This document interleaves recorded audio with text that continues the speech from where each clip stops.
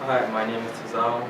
This is my partner Naisha, and due to an unexpected event, our other partner Chantel cannot be here today. Um, policing the minds of minorities, racial profiling, and its influence on mass incarceration rates. Over 70% of youth involved school-related arrests and referrals are African American or Hispanic. Most of all school-related incidents are always based on a racial diverse student. They're always discriminated against, or always felt like they are the enemy, the one that's actually doing the problem. So for any person of any minority group would always seem as a threat to the community. And this movie called Higher Learning by John Singleton, he's the producer, there was a small altercation between the two main characters, Malik and Remy. There was a fight scene, and Remy, being a white male, was the one who had initially started the problem, but Malik had tried to fight him, but no matter what happened on this college campus, Malik was seen as the enemy automatically just because he was the one doing the violent crime, apparently. Our research question is, how has racial profiling by American law enforcement influenced the incarceration of people of color in the United States? Now to Naisha with the historical lens. Racial disparities within the school disciplinary systems contribute greatly to the mass incarceration of people of color. Michelle Alexander, a civil rights activist and the author of the new Jim Crow laws, Mass Incarceration in the Age of Colorblindness, explains how racial profiling is how we view and respond to people of color. She claims, and I quote, "leaping to conclusions," end quote, occur not only in law enforcement, but in school discipline policies. According to the American Bar Association, the school-to-prison pipeline demonstrates how the gateway to incarceration for students of color is the referral from the classroom to the courtroom. This leads to an increase of incarceration. Black public school students make up only 18% of the classrooms in America, yet between 2009 and 2010, they made up 40% of the students who received suspensions. Racial disparities in policing in both schools and the community are rooted in American history. Bill Black, a white-collar criminologist and an associate professor of economics and law at the University of Missouri, Kansas City, states that policing issues date all the way back to the 1920s.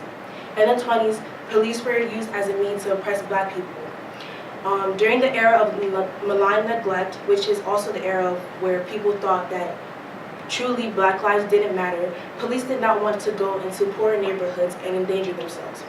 While Hillary Clinton and Ronald Reagan were in office, they adopted the super predator idea, which in fact led to the era of mass incarceration. With this era of mass incarceration came the broken windows policy.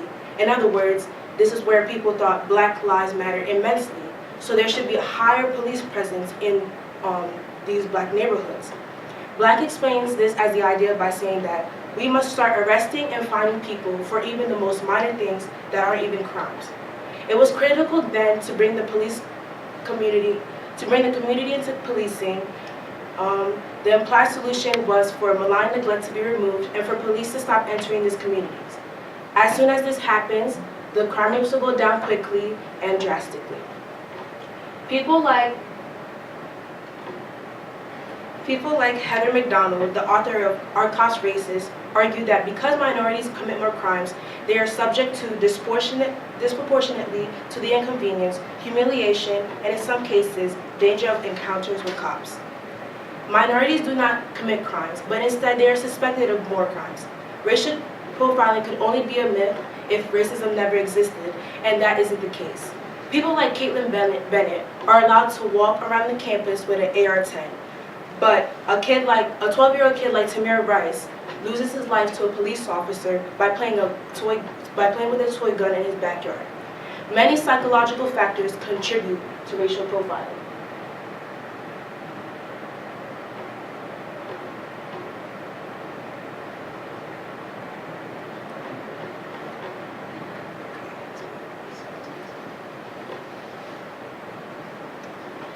It is apparent that racial profiling can lead to incarceration. With incarceration comes psychological damage. Kayleigh Browder, a 16-year-old kid from the Bronx, New York, spent about 2 years in solitary confinement in the Rikers Island jail complex. The psychological trauma he suffered was the result of the beatings and assault by prison guards that often denied him meals, medical care, and bathing privileges. He was accused of stealing a backpack with almost no evidence to support this accusation. Unfortunately, the result of racial profiling by law enforcement in this case was Browder's suicide.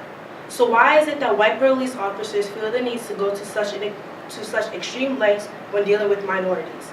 Researcher Jennifer Richardson, an American social psychologist who studies racial identity, states that intergroup interaction is often a source of anxiety and distress for members of dominant groups. They feel a subconscious anxiety which evokes a state of physiological threat. Children who have to watch their parents get to church after doing nothing wrong causes a psychological effect on them. As a result, it makes them highly cautious of every move that they make outside their homes.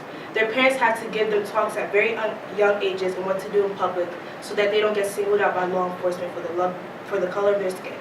Minorities who are also familiar to these experiences get one message out of these events, which is, you don't belong here.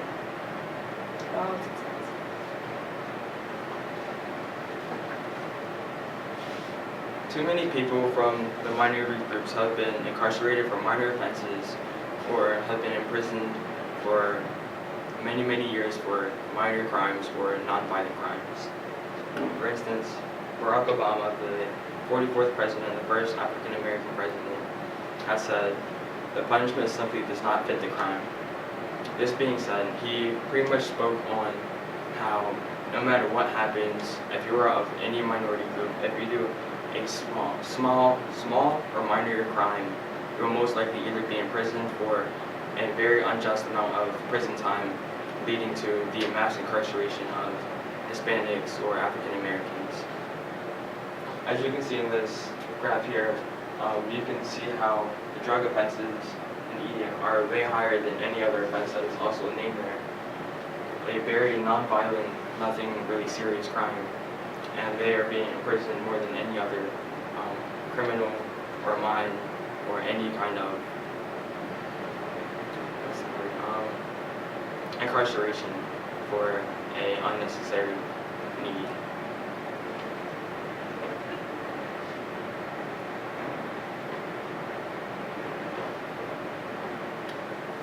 Our team solutions for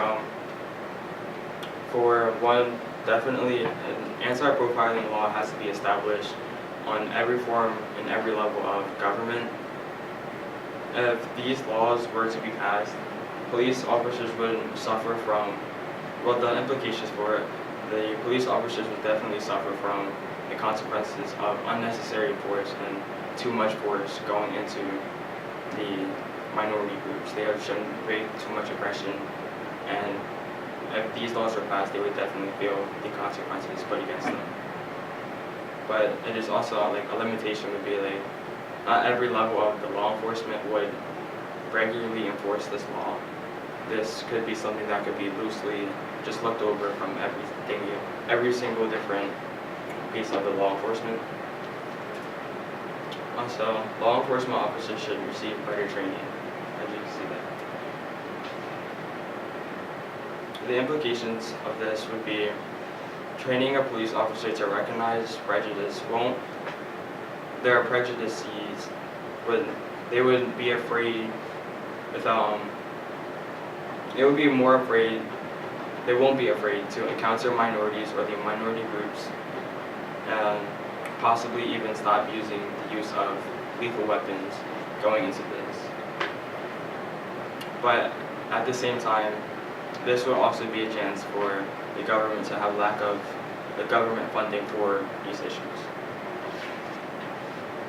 Also, as you can see here, there definitely needs to be better sentencing laws for minor or non-violent crimes, with lesser punishments and lesser imprisonment for minor or non-violent crimes. This would definitely decrease the amount of Americans or minorities that are in prison, which would awfully by a lot, lessen the mass incarceration rates in America.